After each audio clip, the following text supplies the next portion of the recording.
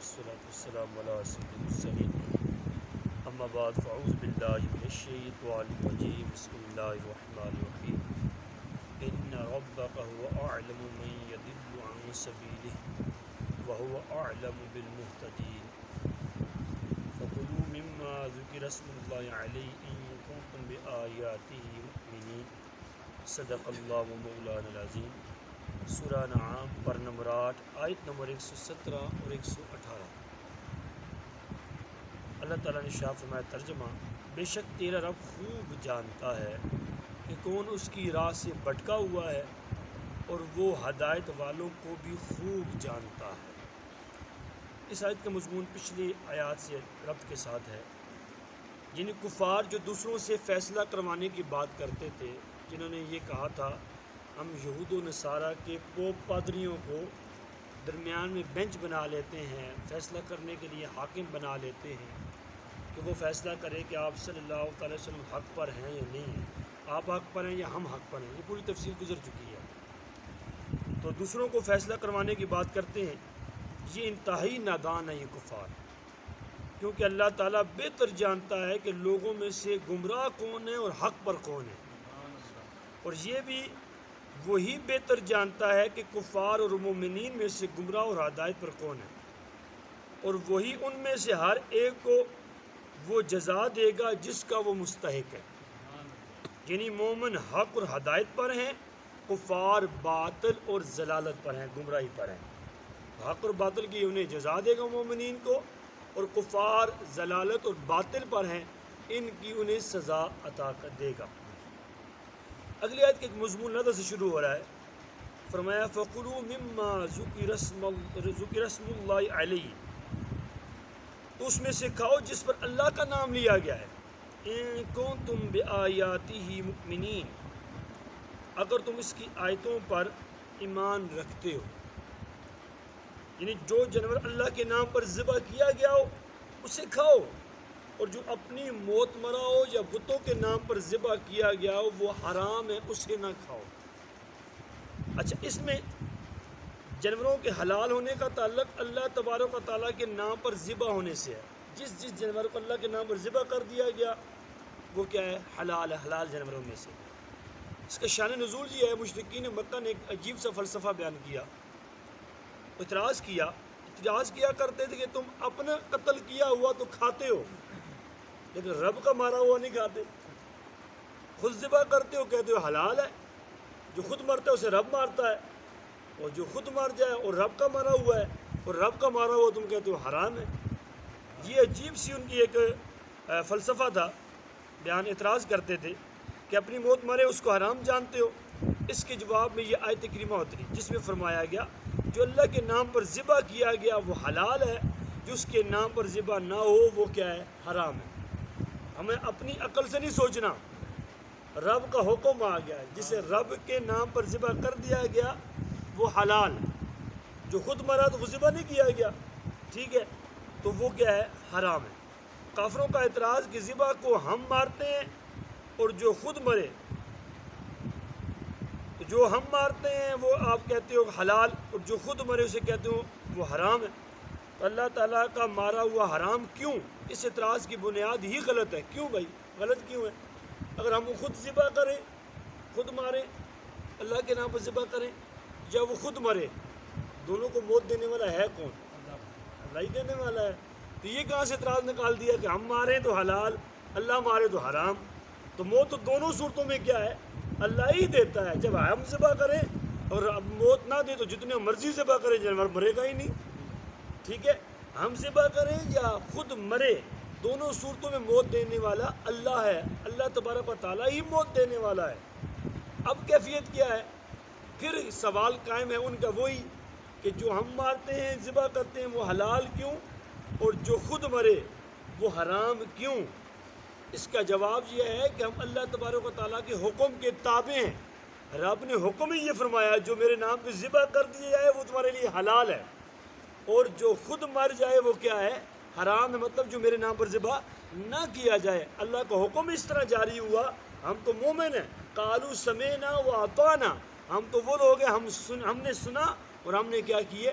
اطاعت کی ہے، ہم اپنی عقل سے اندازے اور اٹکل پچو نہیں لگاتے، جو شریعت کا حکم ہمارے پاس آ گیا ہم اسی کو ماننے والے ہیں۔ اور اس کی ایک بات اور بھی سمجھ آئی کہ یہ اس کے نام کی تعظیم کی ایک صورت ہے کہ اس کے نام پر ذبح کردہ جانور حلال اور اس کے علاوہ کیا ہے؟ حرام۔ دوسری بات، قرآن مجید پر ایمان لانے کا تقاضا کیا ہے؟ جب ہم کہیں قرآن پر ہم ایمان لے آئیں تو پھر یہ کہنا ہے کیونکہ یہ حلال وہ حرام، قرآن پر ایمان لانے کا تقاضا ہے کیا؟ اس سے معلوم ہوا قرآن مجید کی آیات پر ایمان لانا اس بات کا تقاضا کرتا ہے جسے اللہ نے حلال فرمایا اسے حلال سمجھا جائے اور اس پر عمل کیا جائے، اور جسے حرام فرمایا اسے حرام مانا جائے اور اس سے بچا جائے، اور اللہ تعالیٰ کے حلال کیے ہوئے کو حرام قرار دینا اور حرام کیے ہوئے کو حلال سمجھنا دونوں قرآن پر ایمان لانے کے منافی ہے۔ کوئی بندہ کہے میں تو اس کو حرام سمجھتا ہوں لیکن میں قرآن پر ایمان بھی لاتا ہوں، حالانکہ قرآن اسے حلال کیا ہوا ہے۔ میں ایک مثال دیتا ہوں، جیسے ہمارے عرف میں بھی ایسا ہے، بہت سے لوگ اپنی جہالت اور گمراہی کی بنا پر معاذ اللہ ہر چیز کو وہ بس اوقات حرام قرار دے دیتے ہیں۔ جیسے ہم گیروی شریف کرتے ہیں، بکرا لاتے ہیں اور کہتے ہیں یہ غوث پاک کے نام کا بکرا، ٹھیک ہے، یہ داتا علی جویری کے نام کا بکرا۔ اب لوگ یہ آیت کریمہ کا محمل سمجھ نہیں رہے، وہ کہتے ہیں اللہ کے نام کا تو ہے ہی نہیں ہے، اللہ کے نام کا ہو تو حلال ہے، قرآن کہتا ہے۔ اور بھائی اللہ کے نام پر ذبح کیا جائے وہ حلال ہے، قرآن کے مفہوم کو سمجھو۔ اب جب غوث پاک کے نام کو بکرا لاتے ہیں تو کیا کہتے ہیں؟ ذبح کرتے ہوئے غوث پاک تو نہیں کہتے، ذبح کرتے ہوئے کیا کہتے ہیں؟ بسم اللہ اللہ اکبر، بسم اللہ اللہ اکبر، بسم اللہ اللہ اکبر۔ اب کس کے نام پہ ذبح ہوا؟ سارے بولے کس کے نام پر ذبح ہوا؟ اللہ کے نام پر ذبح ہوا، وہ کیا ہو گیا؟ حلال۔ تو غوث پاک کا نام لینے کے مطلب کیا تھا؟ اس سے مراد یہ ہم گوشت جو ہے غریبوں میں بانٹیں گے، اس کا جو جواب ثواب پہنچے ہم غوث پاک کی روح کو اصال ثواب کریں گے، غوث پاک کی روح کو کیا کریں گے؟ اصال ثواب کریں گے، ٹھیک ہے۔ اسی طرح اگر یہ حرام ہوتا تو پھر تو قربانی سب کی حرام ہے بھائی۔ ہم کیا کہتے ہیں؟ یہ ابو جی کی قربانی، یہ امی جی کی قربانی، یہ بکرا کس کا ہے جی؟ ابو جی کی قربانی کا ہے، یہ امی جی کی قربانی کا ہے، یہ بڑے بھائی جان کی قربانی کا ہے، یہ بھابھی جان کی قربانی کا ہے، یہ چاچوں کی قربانی کا ہے۔ ایسا کرتے نہیں کرتے، بلکہ شریعت کا حکم ہے 10 بندے ہیں، 10 پر نصاب پورا ہو رہا ہے، 10 پر قربانی واجب ہے۔ ہر ایک کا نام لیتے ہیں، بھائی یہ فلاں کی قربانی، یہ فلاں کی قربانی، یہ فلاں کی قربانی کا جانور ہے، تو نام تو آپ نے سب کا لے لیا، اب تو قربانی کا گوشت نہیں کھانا چاہیے کیونکہ نام لے لیا آپ نے۔ لیکن قرآن کا فلسفہ سمجھنے کی کوشش کریں، نام لینے کا مطلب یہ ہے کہ اس کی قربانی اس کے نام کی ہے۔ جب ذبح کرتے ہیں تو وہ ہم یہ نہیں کہتے فلاں کی قربانی، ہم کیا کہتے ہیں؟ بسم اللہ اللہ اکبر، بسم اللہ اللہ اکبر۔ اللہ کے نام سے ہم ذبح کرتے ہیں، وہ جانور کیا ہو جاتا ہے؟ حلال ہو جاتا ہے۔ تو ایمان، قرآن کریم کی آیات پر ایمان لانے کا تقاضا ہی یہ ہے، جس کو قرآن نے حرام کہا اسے حرام کہو، جسے قرآن نے حلال کہا اسے تم حلال سمجھو۔ اور کوئی کہے نہیں میں تو غوث پاک کے بکرے کو حرام قرار دوں گا، تو اب گویا کہ وہ ایمان قرآن کی آیات پر لائے اور ساتھ یہ بات کرے تو قرآن اس بات کا تقاضا نہیں کرتا، بلکہ یہ دونوں چیزیں آپس میں کیا ہو جائے گی؟ منافی ہو جائیں گی۔ شریعت اس بات کی حکم نہیں دیتی۔ اسی کی وہ مزید سنتے ہیں، حضرت ابو ہریرہ رضی اللہ عنہ سے روایت ہے، رسول اللہ صلی اللہ تعالی وسلم نے شاہ فرمایا قرآن کریم اجمالی طور پر جو ہے کلام کی 5 قسموں پر اترا ہے۔ کیا کیا چیزیں؟ مثال کے طور پر حرام، حلال، محکم، متشابہ اور مثالیں، ان چیزوں پر قرآن کریم اترا ہے، جس میں حلال چیزوں کا بیان ہے، یہ جو چیزیں حلال ہیں، حرام چیزوں کا بیان ہے، محکم چیزوں کا بیان ہے، متشابہ چیزوں کا بیان ہے اور مثالیں بیان کی گئی ہیں۔ یہ 5 صورتوں میں قرآن اترا ہے۔ اب اس پر ہمارا ایمان کیسا ہونا چاہیے؟ وہ یہ حضور فرماتے ہیں حلال کو حلال جانو، حرام کو حرام مانو، محکم پر عمل کرو، متشابہ پر ایمان لاؤ اور مثالیں جو بیان کی گئی ہیں ان سے عبرت حاصل کرو۔ ان سے کیا کرو؟ عبرت حاصل کرو۔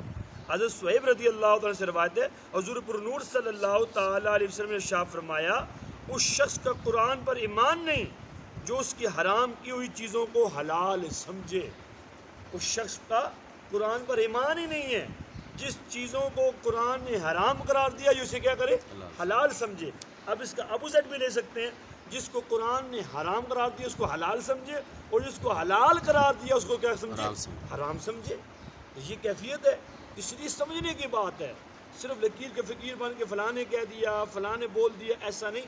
کوئی بندہ اپنی عقل سے بھی سوچتا ہے، اللہ تبارک و تعالیٰ نے مسلمان کو شعور عطا کیا ہے، ٹھیک ہے، سلیم فطرت پر پیدا کیا ہے، پاک ذہن دیا ہے، پاک دل دیا ہے، اس لیے بالکل لکیر کے فقیر نہیں بننا۔ جو قرآن کا حکم ہے ہم نے وہ ماننا ہے، جو شریعت کا حکم ہے ہم نے وہ ماننا ہے۔ اسی میں ہمارے لیے کیا ہے؟ کامیابی۔ آگے اس کی مزید وضاحت آ رہی ہے، وہ تفصیل سے جانوروں کو بیان کیا جائے گا، کون کون سے حلال ہے، کون کون سے حرام ہے۔ اللہ تعالیٰ کی بارگاہ میں دعا ہے جو سنا عمل کرنے کی توفیق عطا فرمائے۔